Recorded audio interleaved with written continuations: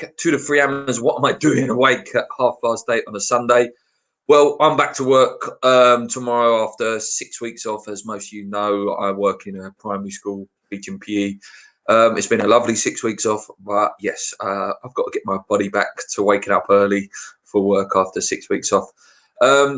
So before we go into the September preview, guys, obviously news that was sort of floating around last night. I think X put it on Twitter yesterday, and obviously it was floating around that bids had been rejected.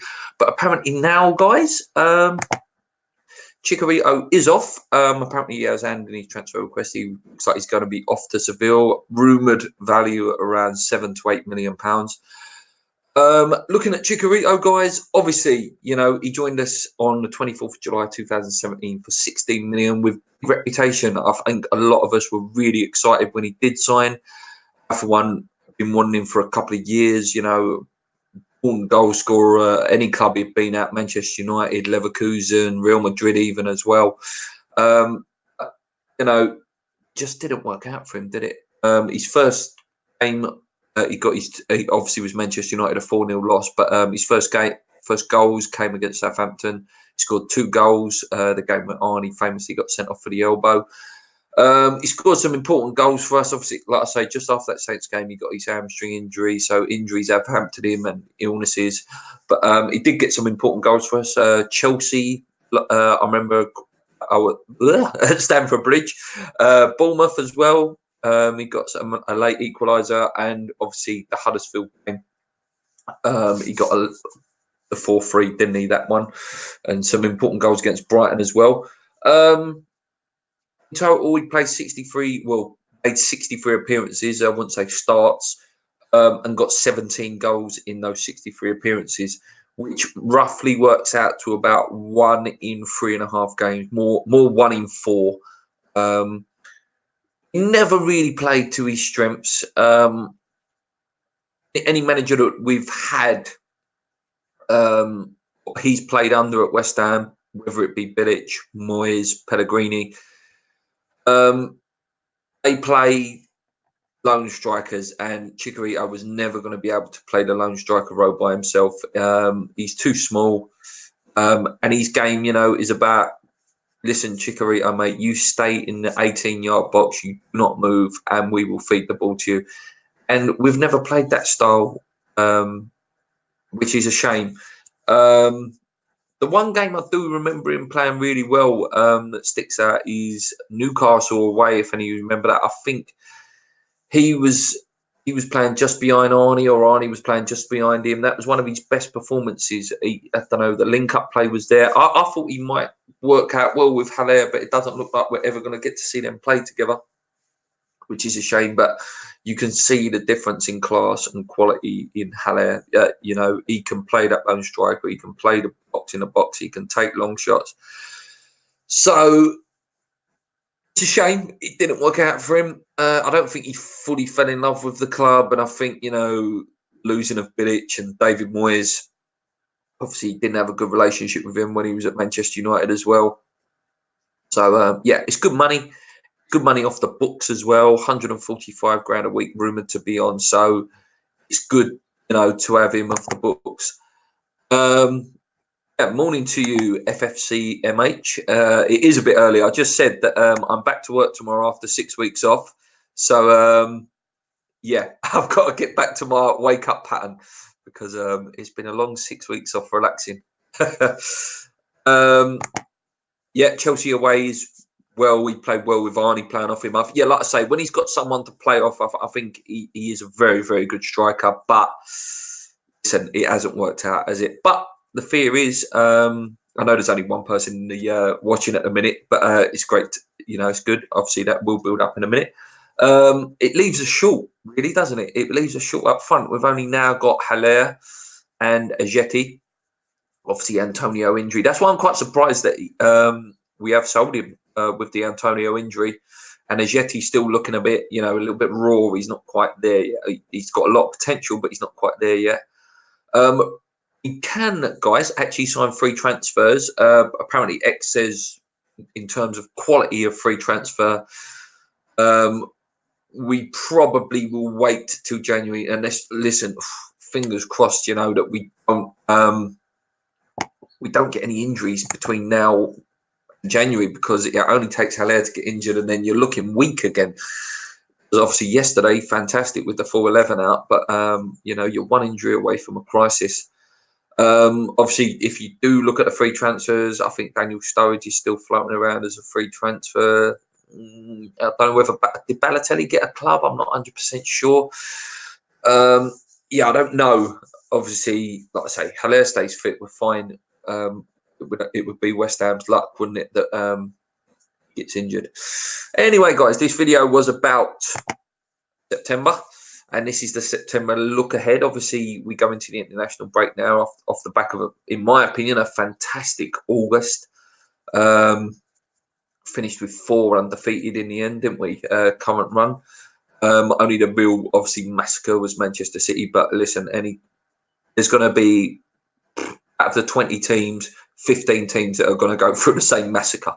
Do you know what I mean? It's no shame losing Manchester City. Just a shame it was 5-0. In terms of fixtures, guys, 4 games, 1 at home and 3 away. So yeah, few trips away and 1 home game. So that sort of does add it a little bit of pressure with the away games. First game is on 16th September. Is Aston Villa away. Aston Villa currently sit in 18th. They have 1 win and 3 losses. Look good. I've watched quite a few of their games, actually. I watched the win against Everton, where they look really, really good. They look fantastic against Everton. But we should be beating teams like Aston Villa. You know, I'm a big fan of like your Jack Grealishes and people like that, and they've got some really good young players in there. But we should be beating Aston Villa. Just quickly to the Chicharito from a comment. Hopefully, we will see more of his Yeti. Like you said, he's a bit raw, but hopefully we can keep a player like the last person wore the number 27 shirt. So we all remember him without mentioning his name on this channel.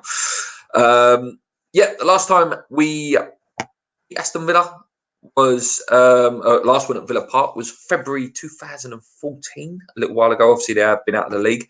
2 goals from Mr. Chicken Man, Kevin Nolan. Yeah, it's a team that brings back memories for me. Again, I don't know whether any people watching here will remember the famous League Cup game from back, I think it was 2000. Obviously, Manny Umawemi, the famous player that never was, and a game that never was, but one of the greatest games I've ever been to, but the result never stood. Ian Taylor absolutely tearing us a new one in that game. But yeah, a lot of bad memories against Villa. Usually a draw, usually 1-1, 2-2. Over the years, we've been very similar teams. Obviously, we stepped up a level since then. But yeah, Aston Villa is a dodgy game. We should, again, if you're looking to become the toxic club and change the mentality of the club, you've got to be aiming to win that game. We've got to be looking to win that game. This game is Manchester United at home. It's a team I don't fear. I do not fear them at all. Very, very average team now. Really inconsistent. They're currently sitting in 7th. They've won 1, drawn 2, and lost 1. Lost to Crystal Palace. Drew yesterday. They're not great. I like James, new guy that's come through. He scored a banger yesterday. Trafford was hot and cold. But also was hot and cold. Looking at the results against them, guys, last season, obviously, we lost 2-1 at Old Trafford last year. Controversial game. What was it? A penalty that wasn't a penalty.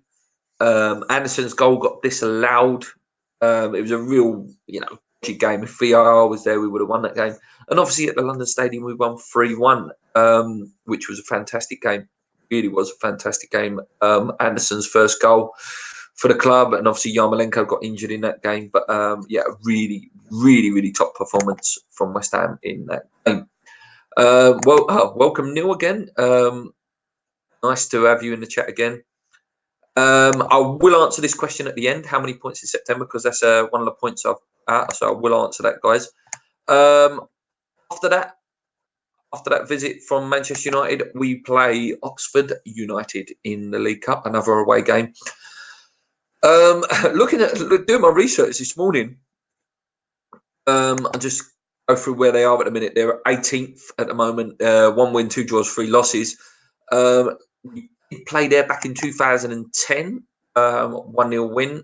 So we played them at Upton Park, and it was a 1-0 by 1-0 from Scotty Parker, one of my favourite players. I know he left to go to Tottenham, but definitely one of my favourite players, Scotty Parker.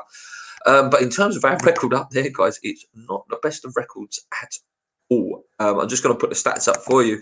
1993, 1-0 loss. 1991, 2-1 loss. And 1990, a 2-1 loss.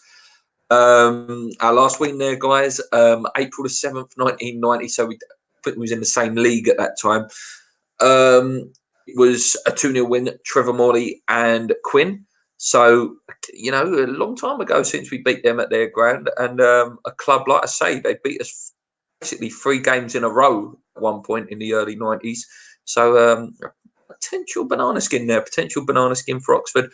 Again, team we should be beating and we should be going through to the next round. And Cup run is quite important this year as well. It really, really is.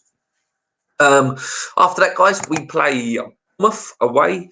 They're currently sitting in 15th, 1 win, 1 draw, 2 losses. They're a good team. They're always going to be, a decent team and a team.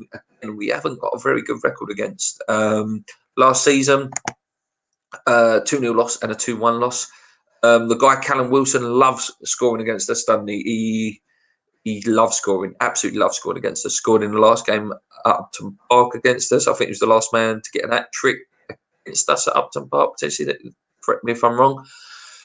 But yeah, very, very good. Our last win there was in that same season, that last season at Upton Park. It was 3-1 win. It was Dimitri Payet and Valencia getting 2. So, again, like I say, they're a dodgy club. They're a dodgy little club to play. And if they turn up, they can be really, really challenging. Just looking at the comments again. Neil says, yep, didn't realise the Oxford game. Yeah, Neil, when you do your research, it's really, really interesting how many times we've actually played them and not beat them. But that was probably during the old times. You remember when we used to lose quite often in the early rounds. For me, 6 points is a minimum. Answering that question, at a 3 game, 6 points is a minimum. That's 2 wins out of the 4.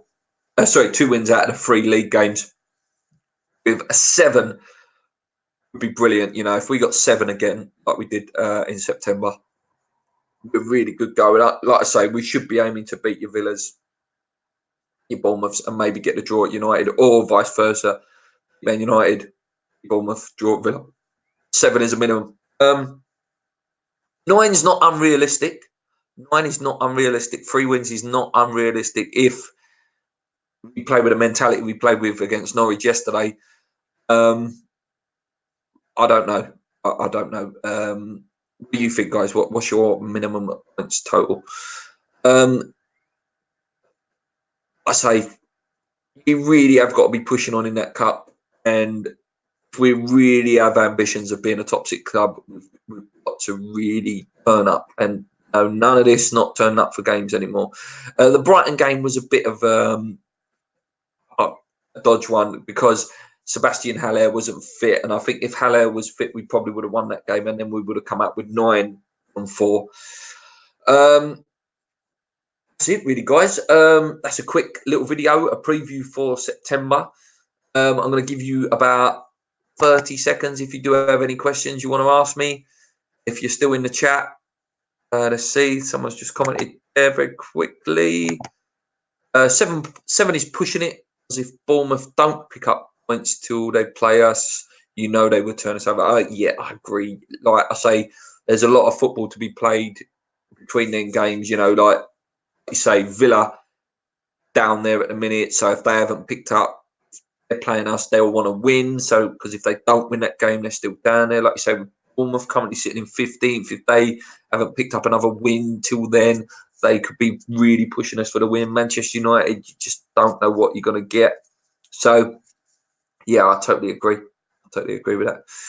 Anyway, guys, we will be back. Enjoy the international break. I know we all enjoy it, because I don't. Obviously, Declan Rice will be playing, which is going to be fantastic. Hopefully, he doesn't get injured. It'd be our luck as well. Until then, guys, thank you for joining me on this really early show on a Sunday morning. Enjoy work tomorrow, won't you guys? I know I will be after 6 weeks off. Until then, on your minds, keep believing.